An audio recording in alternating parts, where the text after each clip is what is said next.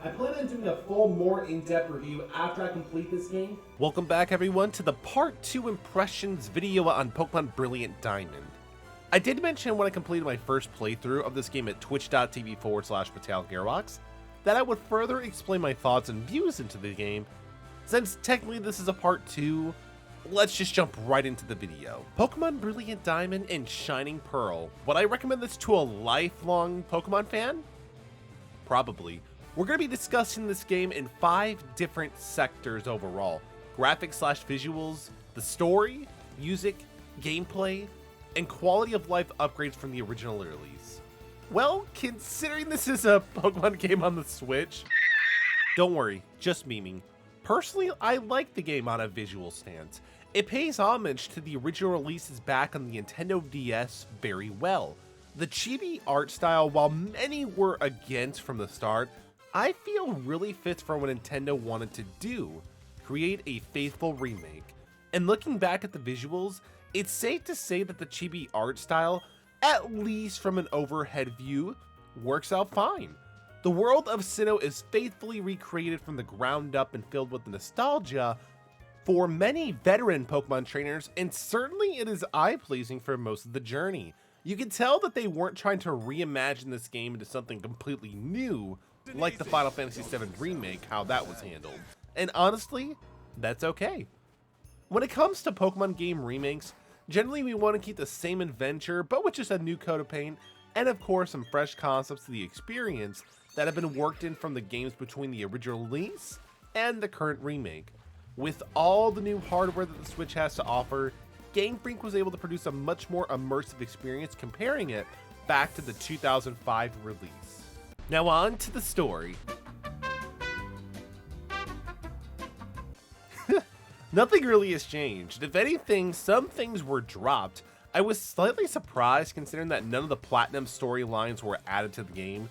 No Distortion episode with Cyrus, nothing like that. To me, the blow though was slightly less impactful considering these remakes of the original games, not the combined version of Platinum. Though I do like the little Easter egg for the Platinum with the events for later on in the game.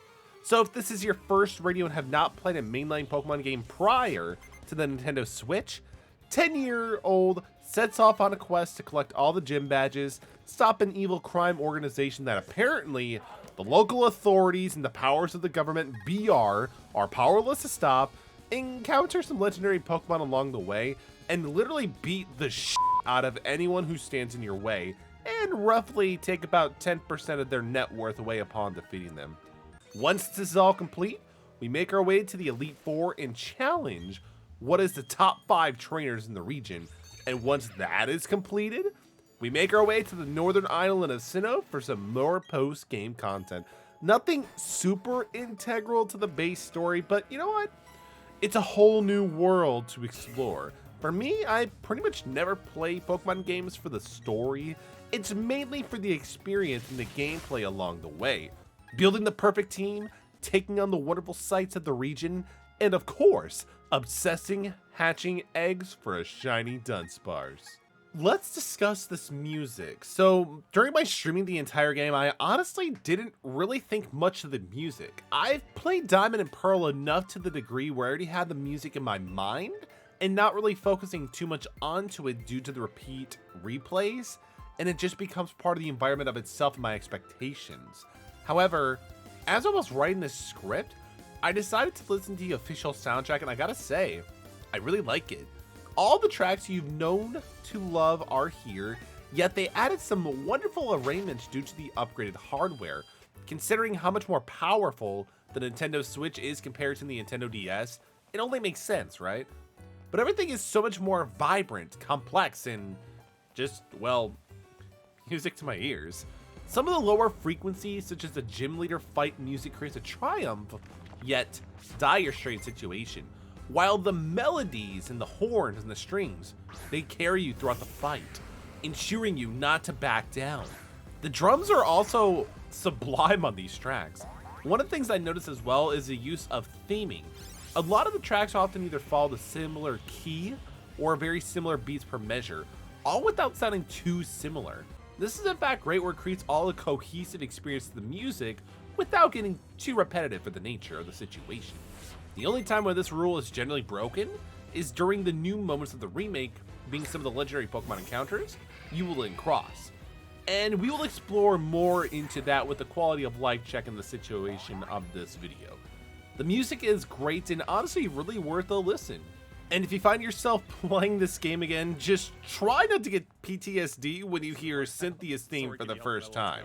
I'm actually going to combine the gameplay and the quality of life / enhancements this game offers because I feel they go hand in hand.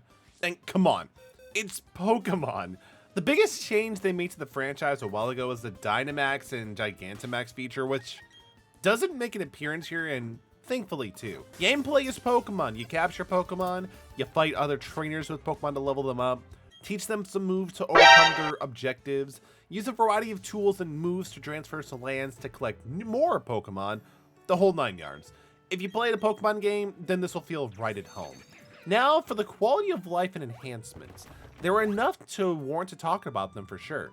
One of my personal favorite making a return is the Walk Pokemon system. This was introduced in the Heart Gold and Soul Silver, and this is a welcome addition. The only real advantage that it does is to help provide your Pokemon a higher happiness level, which is crucial for evolving a small amount of Pokemon. But it harkens back to the immersion. This should be default in all Pokemon games.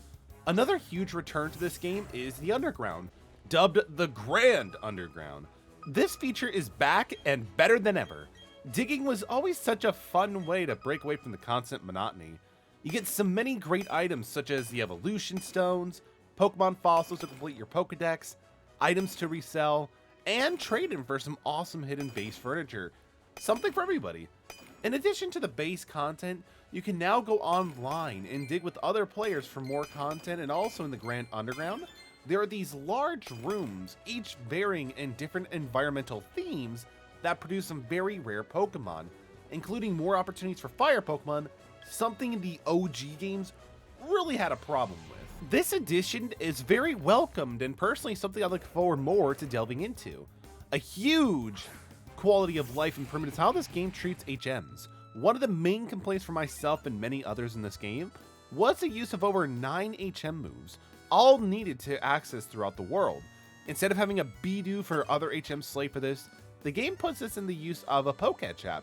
So basically, all the HMs fall under a app use, which cuts down the need of having to constantly switch out members of the team, and also it's just a good design choice for the conveniency.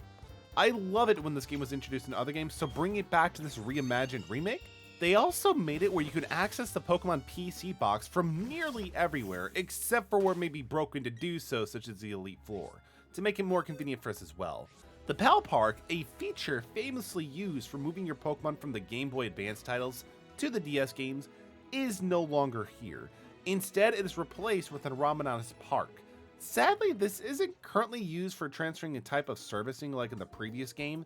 Instead, it's another home fun for trainers to obtain legendary Pokemon encounters by using corresponding shards to match based on the room with an associated tablet.